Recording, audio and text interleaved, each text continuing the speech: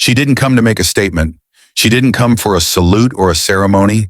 She came to help, like she'd always done.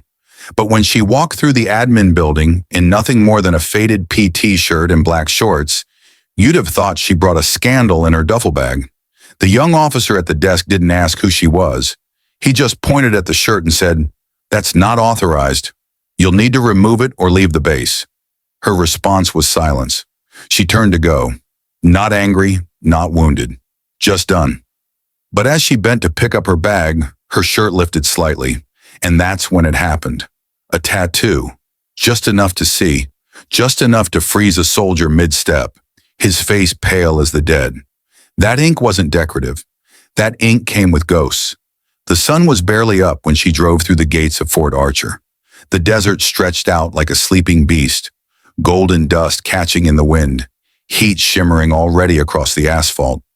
You could hear the low rumble of supply trucks and the sharper rhythm of boots on pavement. Her old Tacoma, paint chipped and tired like her bones, rolled into the lot and came to a stop. She cut the engine, hands still on the wheel for a moment. Ahead, a group of recruits were already warming up, stretching, pacing nervously, not yet knowing what to fear. She saw herself in them. She was once that young, but that was 1,000 years ago. Now her brown hair was streaked with gray, her back a little stiff, her mind sharper than ever. She stepped out, her movements calm, intentional, not for show, just muscle memory, forged over decades. They didn't know her name, not yet. But once, she wore the rank of Sergeant First Class, Dana Wren, 26 years in uniform, Afghanistan, the Balkans, and places that never made it into official records. She had lines around her eyes that came not from age, but from watching too many friends board C-17s draped in flags. She didn't come back to prove anything. She came because a former colleague called, said he needed someone to mentor a group of young female recruits. They don't need a cheerleader, he'd said. They need someone who's been through fire and came out with a spine of steel. Dana didn't hesitate. She folded her authorization papers with military precision, placed a photograph of her old squad, all but one now gone, inside her duffel, and made the drive. She wasn't looking for respect. She just came to give what was left of herself, one lesson at a time. The admin building was exactly as she remembered, sterile, humming with fluorescent lights, and weighed down with bureaucracy. She stepped inside and approached the front desk. A young specialist looked up, puzzled by the worn uniform. Dana presented her papers. "I'm here for training support." He scanned the documents with half interest until his eyes landed on the shirt and shorts she wore. His tone stiffened. "Ma'am, you can't wear that unless you're active duty." Before she could speak, a civilian staffer chimed in, loud enough for the whole office. "Can't have retirees playing dress up," she scoffed. Another nodded. "You'd think they'd know better." Dana said nothing. Her silence was steady, unmoved. The specialist handed her a base-issue t-shirt in a plastic bag. "We'd be happy to have you, but you'll need to change into this," he said. Dana simply nodded, bent down to grab her duffel, and turned to leave. That's when the air shifted. That small motion, bending down, pulled her shirt up just enough to reveal the tattoo between her shoulder blades.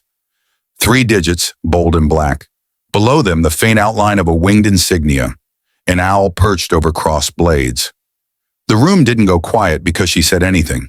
It went quiet because one man recognized those numbers. His name was Rodriguez, Intel staff, assigned to logistics now. But once upon a time, he'd read the redacted reports. Reports about a unit that held a pass for 47 minutes under enemy fire, with no support, no evac, no air cover. A unit disbanded after because their actions were too classified for medals. Rodriguez stared at the tattoo, face drained of color. His clipboard slipped from his hands and clattered to the floor. Nobody else noticed, but he knew, and he moved fast. Rodriguez locked himself in a secure office and pulled a number from memory. One not saved, just burned into his brain from a training manual marked "Destroy after reading." The phone rang twice. "Command liaison," a voice answered. No names, just business. "Sir," Rodriguez said, breath tight, "I have a visual confirmation of a tattoo. Detachment 1753, Night Cloak Unit. Silence, then, "Are you certain?" "Absolutely." The voice on the other end paused again. "She is to be treated with full respect and cooperation, effective immediately. You are to inform command. This conversation never happened." Then the line went dead. Rodriguez exhaled, his heart hammering. He grabbed a printout and sprinted toward the commander's office. The base wasn't ready for what was about to happen, but the commander was already walking out, file in hand. Colonel Matthew Rhodes was the kind of officer who didn't need to yell. He didn't lead from a podium. He led from the front, with eyes that had seen too much and a voice that could slice through any nonsense.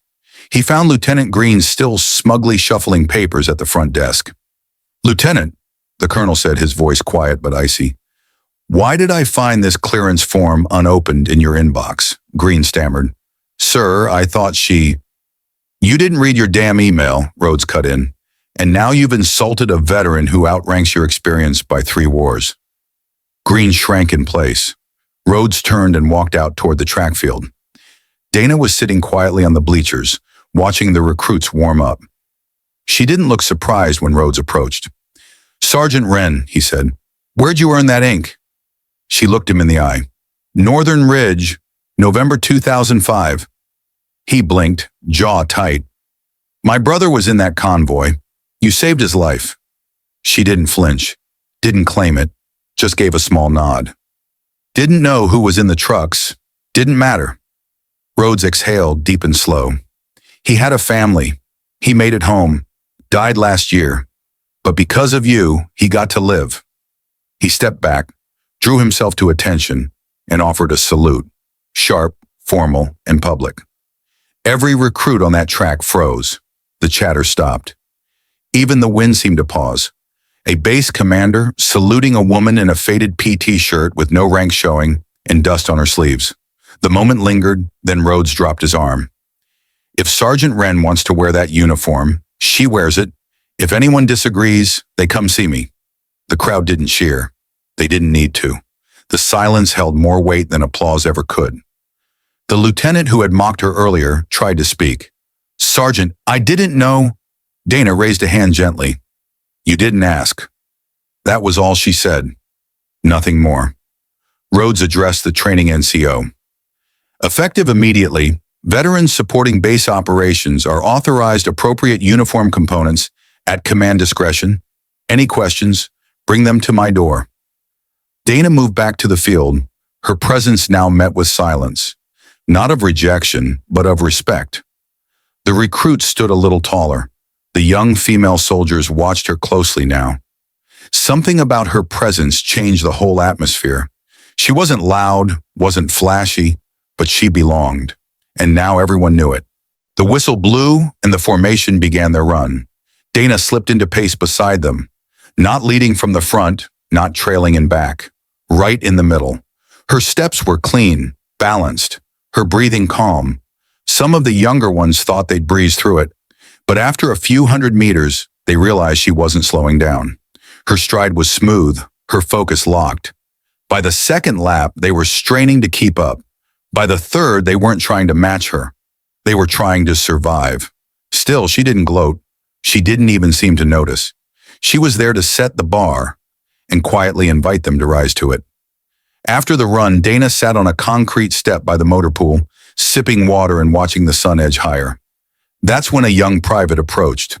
Boots still shiny, voice barely steady. "Ma'am," she said, "were you really part of Night Cloak?" Dana looked at her, not stern, not soft, just measured. "I was." The private hesitated. "They say you held a ridge alone." Dana looked out over the base, toward the far hills. "Not alone, never alone." The private nodded, tears just behind her lashes. "Why'd you come back? After everything they took from you?" Dana stood slowly. "Because someone has to show you what strength looks like when no one's watching. What service looks like when no one's giving medals for it." She didn't say goodbye, just walked to her truck, tossed the duffel in the passenger seat, and started the engine.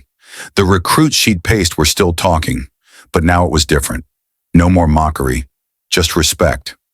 As the truck pulled away down the gravel road, the bass didn't fade behind her. It settled, like a truth finally spoken aloud. And next time someone saw that tattoo, they wouldn't whisper. They'd remember. Because sometimes the strongest people are the ones who never ask for recognition. They just keep showing up. Quiet, steady, unshakable.